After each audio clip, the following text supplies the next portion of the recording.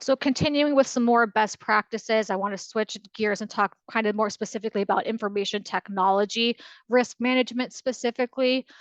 So of course, best practices, number one is you always want to have, an inventory, an up-to-date inventory of all the technologies or applications that you're using, all the hardware that you're using at your organization.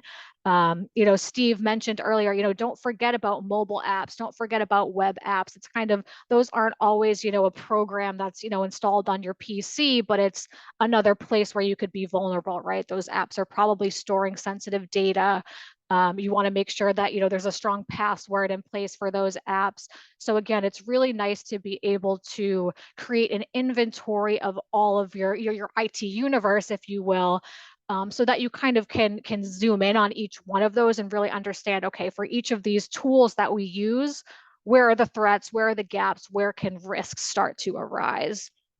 And so again, something like WolfPAC Essentials can help you perform those risk assessments on all of your technologies, all of your hardware. And we'll tell you, again, here's another list of threats, that you might be facing.